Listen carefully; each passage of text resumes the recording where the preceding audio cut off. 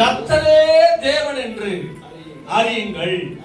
நாம் அல்ல, அவரே நம்மை உண்டாக்கினார். அவன் சொல்லுங்களேன், ஏன் என்னை ஆண்டவர் படைத்தார், எதற்காக என்ன படைத்தார் என்பதை நாம் சிந்திக்கப்பட வேண்டும்.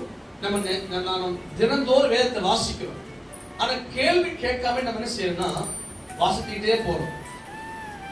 எப்பவுமே ஒரு கேள்வி நாமளே கேட்டு என்ன செய்யறது, அந்த பைபிளை ஆராய்ந்து பார்க்கப்படும் போது இது நிமித்தமாக கேள்வி கேட்ட பதில்களை கர்த்தர் இந்த வேதத்தில் எழுதி வைத்திருக்கிறார். அதை ஆராய்ந்து அதை தேடி வாசிக்கப்படும் போது அதுக்குரிய பதிலை நம்ம என்ன செய்ய முடியும், பெற்றுக்கொள்ள முடியும். அப்படின்னு சொல்லுங்களேன். அவர் சிருஷ்டித்த நோக்கம் இந்த 100ஆம் சங்கீதத்தில் 3ஆம் வசனம் சொல்லப்பட்டிருக்கிறது, கர்த்தரே தேவன் என்று அறியுங்கள், நாம் அல்ல, அவரே நம்மை உண்டாக்கினார். அப்படின்னு சொல்லுங்களேன்.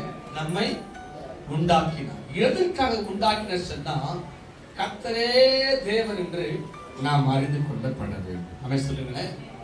எதுக்காக கடவுள் நம்ம படிச்சாரு? கர்த்தரே தேவன் என்று நாம் என்ன செய்யணும், அறிந்து கொள்ளப்பட வேண்டும்.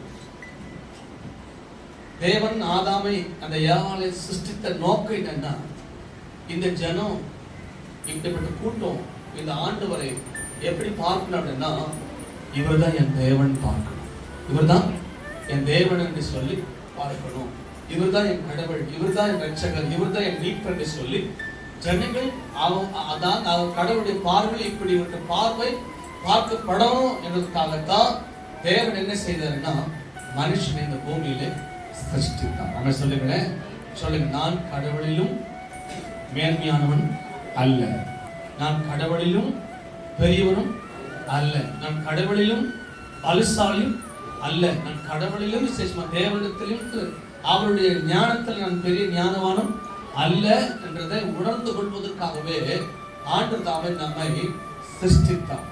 என்னிலும் அல்லவர், என்னிலும் பெரியவர், என்னிலும் உயர்ந்தவர், என்னிலும் சகலத்தை சாதிக்கக்கூடிய தேவன் ஒருவர் உண்டு என்பதை குறித்து நீங்கள் நானும் உணர்ந்து கொள்ளப்பட வேண்டும் என்பதற்காகத்தான் தேவன் நம்மை உண்டாக்கினார்.